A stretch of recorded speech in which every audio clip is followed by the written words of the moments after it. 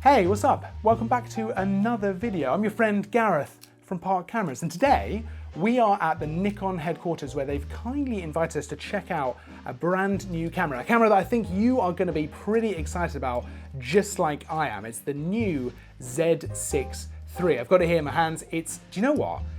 It's nice and light and it feels good to hold. And that's not all. There's loads of stuff that I think is really exciting about this camera. If you're familiar with the Z6 range, you know it's a nice hybrid system, right? It's a photo and video. And that's certainly the case with the Z6 III. And you probably would agree that Nikon have had a pretty good few years, right? So the Z9, I think you can agree that was a pretty big deal. The Z8, that was my favorite camera I used last year, and I use a lot of cameras. If you've had a chance to check that out, that's a really impressive system. And Nikon are saying that we're gonna see flagship performance in this camera, but it's in a nice small body, right? It feels good. It's a little bit more of an accessible price point. And if you are a solo shooter, maybe a hybrid shooter, doing photo and video for clients, maybe doing events, really whatever you do, maybe you just do it for fun, and that's fine as well. I think you're gonna get a lot out of this camera, and there's a lot to check out. So let's get into some of the nitty gritty, some of the stuff that I think is exciting, right? 24.5 megapixel partially stacked CMOS sensor in the camera. That's giving you some lovely image quality, but also that gives you the ability to get some lovely high resolution video as well, which we'll come onto in a bit. It's actually housing the X-Speed 7 processor, which is the same as you would find in the Z8 and Z9, which is what enables it to give you very similar kind of performance. You've got speed in here. It's pretty impressive stuff, up to 120 frames a second if you're shooting continuously. That means that you can be shooting wildlife, sports, and just absolutely blasting those shots. You're gonna capture that moment. And speaking of which, you also have pre-release as well, which we've not seen on a Nikon camera like this in the past. So that is always gonna make it a lot easier to just make sure you are nailing that shot. It's just gonna get that moment when you didn't quite think you nailed it.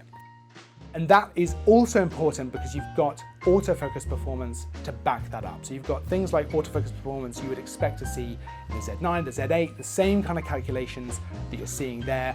Subject tracking, which is very similar to stuff like the Z8, which again makes wildlife and sports absolutely not just possible, but very nice to shoot on a camera like this. You want an autofocus performance that you're not really going to think about, and it's just doing its job for you. And that is the system we've seen in the Z9 and the Z8. And that's the system we should be seeing in the Z6 III as well. So 3D subject tracking, we've got subject tracking for people, animals, vehicles, planes, stuff like that as well. Eye tracking, which just makes all that stuff super easy. And of course, a video performance in this, which is gonna be, I mean, just as a video camera, this is gonna be fantastic, right? So you're looking at 6K raw video in camera. So that's all internal, you don't have to output that through HDMI. That's giving you so much room for the way you want to shoot, whether you want to crop later, how you want to color grade that. There's a lot that you can do. 4K, you can shoot in RAW as well. Maybe you don't want to always shoot in RAW though, because file size is a consideration, and RAW video is going to give you really big file size. So maybe you want to shoot in 10-bit, right? You've got log you can shoot in, H.264, H.265, ProRes RAW.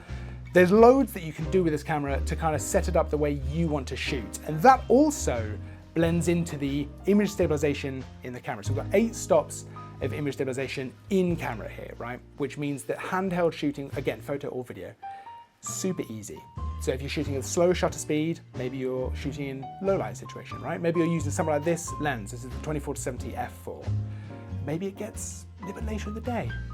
But you don't have a tripod with you. Well, no worries, 8 stops is gonna give you lots of room to bring that shutter speed down and capture that image. But also goes for handheld video as well. Maybe you're shooting an event, you need to be nimble, staying out of people's way. You can absolutely rely on being able to shoot handheld with this for your video as well as your photo, which is great, right? You don't always have the opportunity to pop it on a gimbal, you just need to move quickly. Now, speaking of low light, this is able to focus all the way down to -10 EV.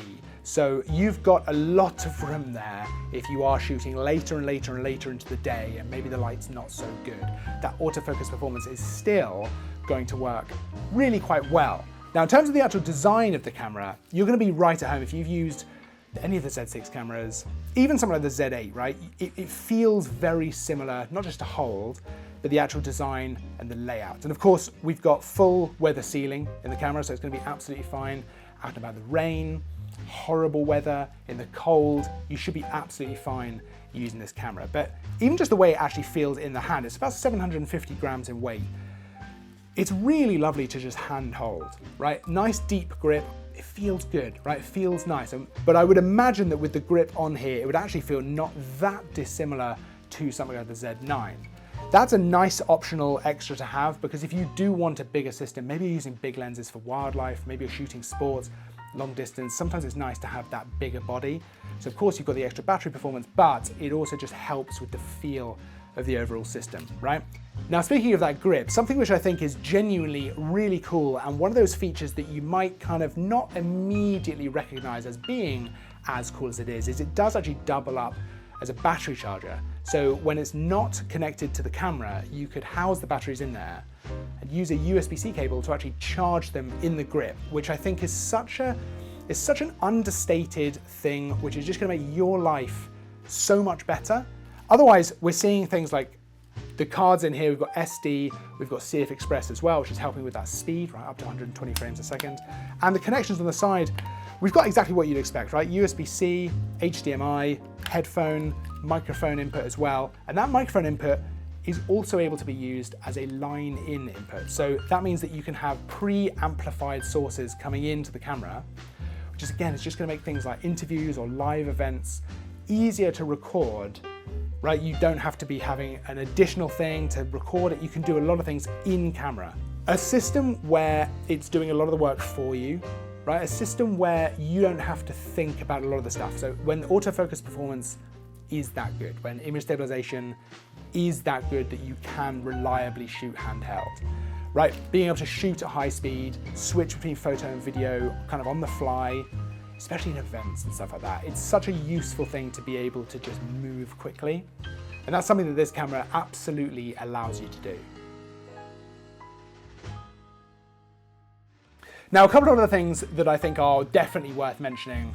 I mean, it's one of those things you kind of have to see it for yourself, but it's such a lovely thing once you get used to it, once you've actually started using it. That's the viewfinder, right? So the resolution here is 5,670,000 dots on that EVF. Right? It makes it very nice to shoot with, but what is really cool about this is it's 4,000 nits in brightness. And if you're not familiar with that kind of measurement for brightness, that is basically ridiculously bright, which means that in the sun, this is absolutely going to be beautiful and bright.